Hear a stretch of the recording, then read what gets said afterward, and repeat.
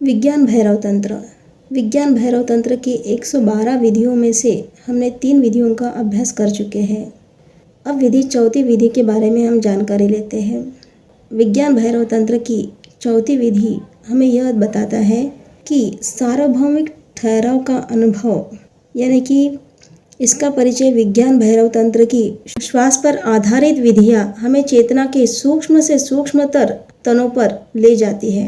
पहली 3 विधियों ने हमें श्वास के अंतराल, उसके मोड़ों और उसके केंद्र के प्रति सजग होना सिखाया। अब चौथी विधि हमें श्वास के उस परम ठहराव में ले जाती है जहाँ श्वास पूरी तरह से रुक जाती है। एक ऐसा क्षण जहाँ न जीवन है न मृत्यु, केवल अस्तित्व है।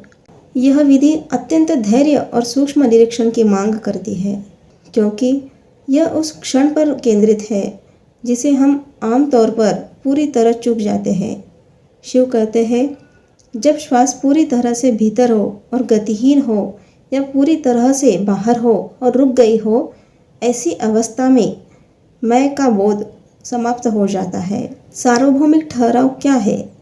श्वास चक्र में 2 ऐसे चरम बिंदु आते हैं जहां गति पूरी तरह से समाप्त हो जाती है। यह केवल एक मोड़ या एक छोटा अंतराल नहीं है, बल्कि एक पूर्ण विराम है। कुंभक, जब श्वास पूरी तरह से भीतर जाती है और एक क्षण के लिए वह सहज रूप से रुक जाती है, यह एक ठहराव है।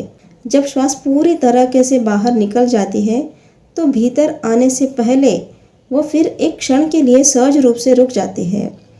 यह एक खालीपन का शून्य का क्षण है। तंत्र कहता है कि इन दोनों ठहरावों में तुम्हारा मैं, तुम्हारा अहंकार विलीन हो जाता है। जब श्वास भीतर है और रुकी हुई हो, तब तुम ऊर्जा से इतने भरे होते हो कि छोटे छोटे मैं यानी कि अहंकार के लिए कोई जगह नहीं बचती। और जब श्वास पूरी तरह बाहर है और रुकी हुई है, तब तुम इतने खाली हो जाते हो कि मैं यानी कि अहंकार का भाव ही खो जाता है। इन दोनों ही क्षण सार्वभौमिक ठहराव के लिए है, जहाँ तुम अपनी व्यक्तिगत सीमाओं के पार चले जाते हो। अब इसका अभ्यास कैसे करें? इस विधि के लिए हठपूर्वक श्वास को रोकने, हठ योग से कुंभक की आवश्यकता नहीं है। यह सहज स्वाभाविक रूप से होने वाली ठहराव को देखने की साधना है। शांत और स्थिर बैठे, किसी आरामदायक आसन में बैठे और शरीर को पूरी तरह स्थिर कर ले। अपनी आंखें कोमलता से बंद करें। श्वास के प्रवाह को देखें। अपने पूरी चेतना को श्वास के आने जाने पर ले आए। बस एक तटस्थ साक्षी की तरह देखें। कोई हस्तक्षेप ना करें। भीतर के ठहराव को खोजें। जब श्वास पूरी तरह से भीतर आ जाए तो उस सहज ठहराव के प्रति सजग हो जाए। उस सहज ठहराव के प्रति सजग हो जो गति के रोकने पर आता है। उस क्षण में डूबने की कोशिश करें। उस पूर्णता को महसूस करें। बाहर के ठहराव को खोजें।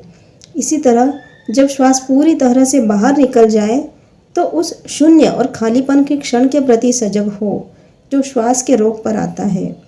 उस खालीपन में उतर जाए। अहंकार का विसर्जन।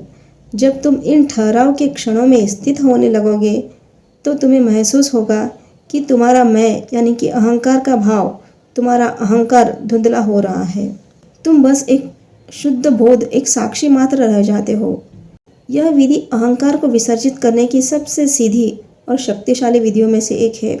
जब तुम इन सार्वभौमिक ठहरावों का अनुभव करते हो तो तुम समय और मन के पार चले जाते हो। जब श्वास भीतर रुकी होती है तो तुम ब्रह्मांड की समग्रता से जुड़ जाते हो। जब श्वास बाहर रुकी होती है तो तुम ब्रह्मांड के शून्य से जुड़ जाते हो। इन दोनों अनुभवों में तुम इतनी छोटी पहचान खो देते हो और विराट के साथ एक हो जाते हो। यही क्षण है जहाँ ज्ञाता स्वयं बन जाता है। इस ठहराव में स्थित होना ही परम शांति और मुक्ति का अनुभव है। इस ठहराव में स्थित होना ही परम शांति और मुक्ति का अनुभव है। दोस्तों, यहाँ पर विज्ञान भैरव की चौथी विधि समाप्त होती है। हम अब अगले वीडियो में विज्ञान भैरव तंत्र की 5वीं विधि का अभ्यास करेंगे। तो इसके लिए चैनल पर बने रहिए और चैनल को सब्सक्राइब कर देना और चैनल को शेयर और लाइक कर देना।